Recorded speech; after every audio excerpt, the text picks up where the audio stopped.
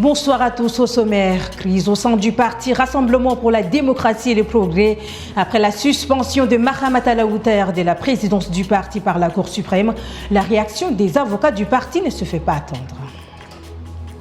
Énième pénurie des carburants qui frappe en plein cœur de N'Djamena, les usagers sont mécontents. Bienvenue à tous.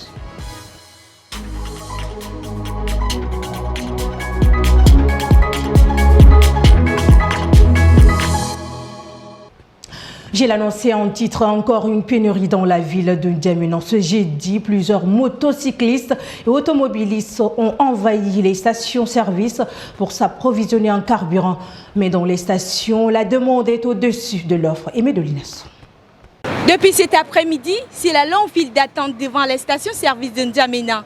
Et s'approvisionner en carburant relève d'un parcours de combattants. Malgré la hausse des prix à la plombe, l'essence se vend à 730 francs au lieu de 518 francs CFA aux grandes dames des consommateurs. C'est une mauvaise décision prise par le gouvernement tchadien. Parce qu'on est d'abord un pays pétrolier. Ce genre de pénurie ou ce genre d'augmentation du prix du carburant est tout à fait anormal. Sinon, la question reste à poser. Où part d'abord notre pétrole tchadien? C'est vraiment difficile. Est-ce que c'est facile de vous approvisionner? Non, c'est pas facile. Toi aussi, tu vois, non? Regarde, j'ai fait le quai là-bas.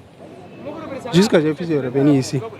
Maintenant, en plus, dans les chaleurs, tu vois comment je suis. Non, ça passe pas. Il faut qu'ils nous trouvent une solution, sinon les jeunes vont se révolter, quoi. L'augmentation, c'est vraiment de trop, hein. Vraiment, c'est commencé de se trop parce que la population souffre en ce moment. Et l'augmentation partout des denrées alimentaires et puis de la cherté de vie.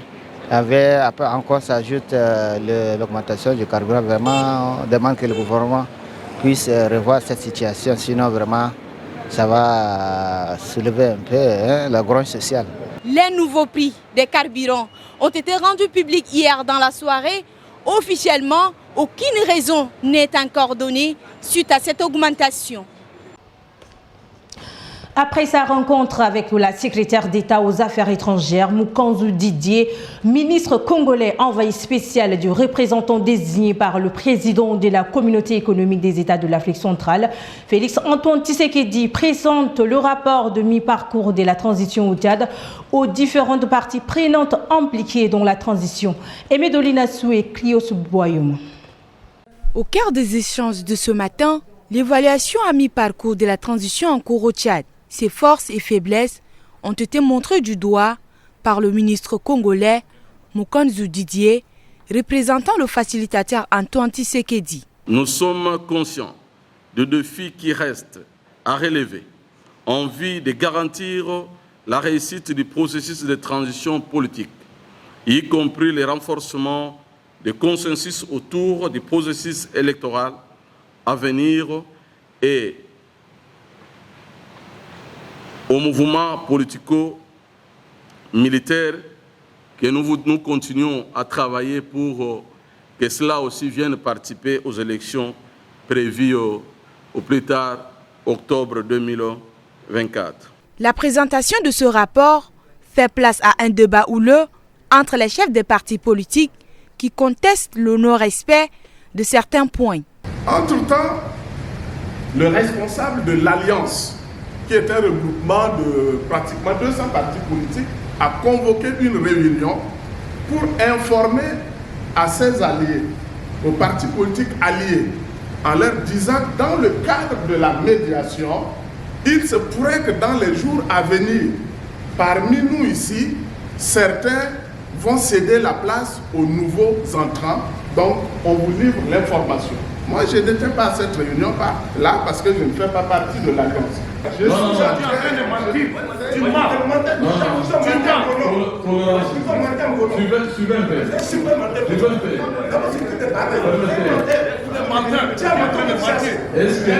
Est-ce que vous s'il vous plaît, tu n'as même pas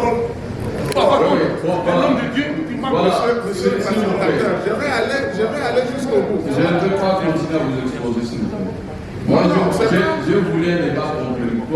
chambre de commerce, s'il vous plaît. La transition tchadienne prendra fin à l'issue des élections présidentielles prévues en octobre prochain, permettra le retour à l'ordre constitutionnel. Les avocats du parti Le Rassemblement pour la démocratie et le progrès ont fait une déclaration relative à la suspension du président national du parti, Mahamat Alaou Taher, par la Cour suprême le 13 février. Ces derniers disent être surpris par la décision rendue par la Cour suprême sans l'implication des deux partis.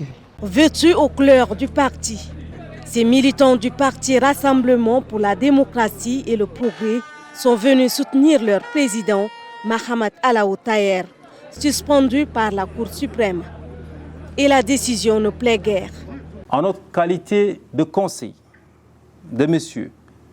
Mahamat Alaou Taher, président du RDP, nous offusquons de la violation du droit constitutionnel et des principes universels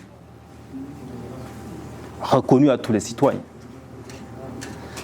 Celui d'être à mesure de se défendre quand une action a été lancée contre lui.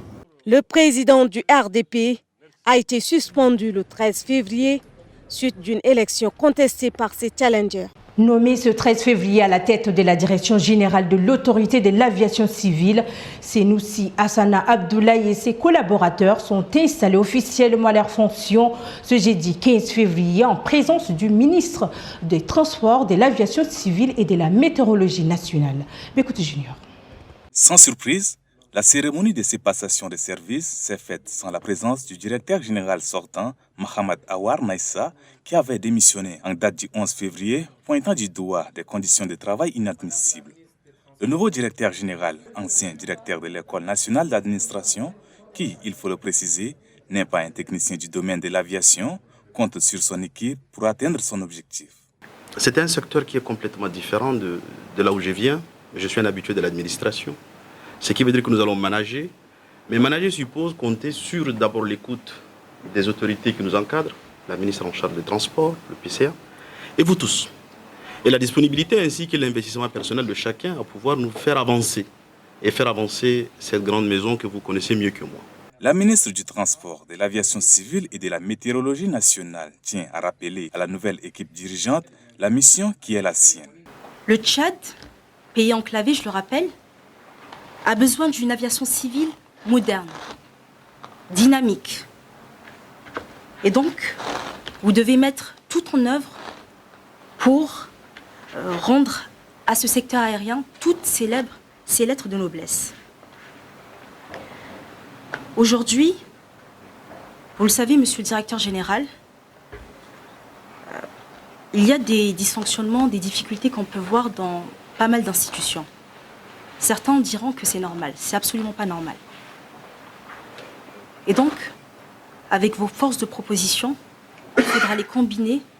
Il faudra travailler de façon intelligente en y associant effectivement votre équipe pour rehausser le niveau. La nomination de Senoussi Hassana Abdoulaye et Adam Mamadou Djiber n'est pas seulement un choix politique, mais aussi un choix stratégique qui vise à assainir le secteur de l'aviation civile.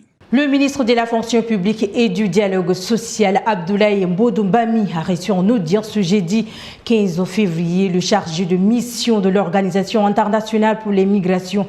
Les échanges ont porté sur la question de l'emploi des jeunes, de la formation et également de la réinsertion des anciens combattants.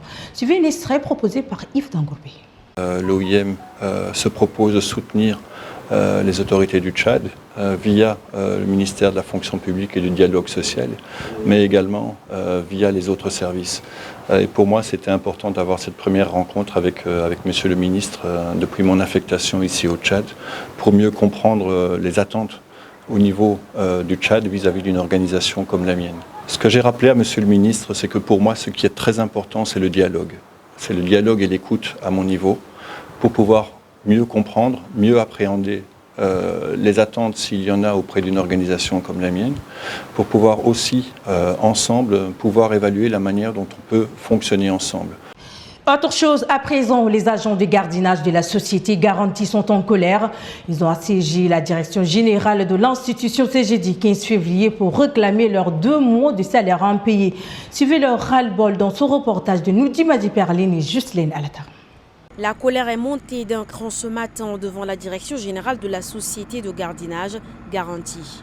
Des agents de cette société ont pris d'assaut les lieux pour réclamer 2 mois de salaire impayés et des droits sociaux. Et leur revendication s'est faite par un sit-in.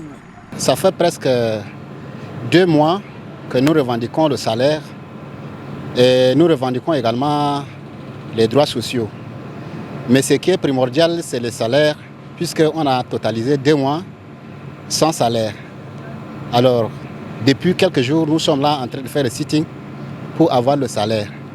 Jusqu'à présent, on n'a pas encore obtenu gain de cause. Moi, ce qui m'a fait mal pour venir rester aujourd'hui ici, mon enfant de 7 ans hier m'avait dit que maman, j'ai faim.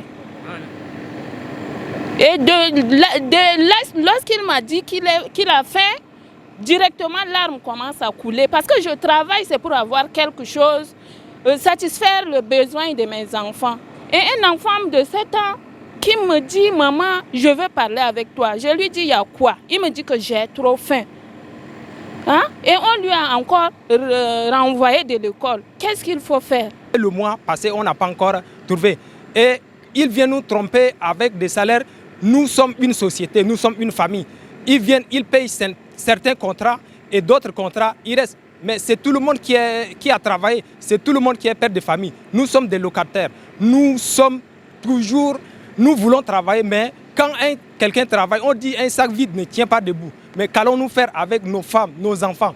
D'après la société, la revendication de ces derniers est légitime et justifie le retard par le non-respect des engagements de ses clients.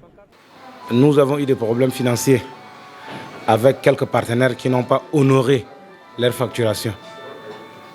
Dans certains contrats, nous avons 8 mois. Dans d'autres, 1 année pleine. Et ce qui a faussé nos données. Selon les discrétions, la société est disposée à verser 50 000 francs CFA à chacun et risque de ne pas couvrir les 2 mois réclamés par ses agents. Assassiné par balle le 8 février dernier devant Snack Black White, ce 15 février, quelques jeunes amis connaissants de Alassra Marius sont réunis à Kabalaï sur le lieu du meurtre pour lui rendre un hommage. Fleurs et bougies ont été déposées. Les mains entremêlées, avançant doucement, ces jeunes vêtus de noir en signe de deuil se dirigent vers là où est tombé leur ami Marius Alassra. Ce dernier a été fauché par balle le 8 février. Et c'est ici, au même endroit où il est tombé, qu'il y est déposé fleurs et bougies pour lui rendre un dernier hommage et réclamer encore la justice. Tous ces jeunes qui sont réunis ici ne sont pas venus avec une quelconque connotation.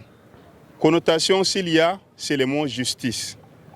C'est un assassinat de trop pour la jeunesse tchadienne et tout ce que cette jeunesse réunie ici présente souhaite, sollicite auprès, que ce soit des autorités administratives ou politiques, que ce soit des autorités judiciaires, c'est que justice soit rendue. Justice soit rendue à Marius et à l'ensemble de toutes les victimes qui ne cessent de tomber sous les balles assassines de ceux-là qui pensent que nous sommes dans un pays où ils peuvent faire tout ce qu'ils veulent comme ils veulent. Que les assassinats s'arrêtent. Ce acte est le premier avant les obsèques du défunt, dont la date n'est pas encore communiquée. La 2e édition du festival Nekima, qui signifie littéralement Nous les Kim, est prévue du 22 au 25 février au centre culturel Kaluno Monou de Ndamena. L'annonce est faite ce 15 février lors d'une conférence de presse par l'équipe organisatrice du festival. Les récits de Ndale Paul et Nguéné Cynthia. Après la réussite de la première édition, au vu de l'engouement qu'elle a suscité, la 2e édition s'annonce tout aussi grandiose. L'objectif du festival Nekima reste le même. Cette année, nous avons prévu des activités valoriées qui vous permettront de plonger au cœur de cette culture riche et ancienne. Vous aurez l'occasion d'admirer des performances de danse captive et la foi traditionnelle et moderne, qui témoignera de l'évolution artistique du peuple Kim. Il est prévu plusieurs innovations. Il va y avoir chaque année des innovations en fait. L'année dernière, il n'y avait pas eu la compétition, disons la course de la pirogue. Il n'y avait pas également la pêche.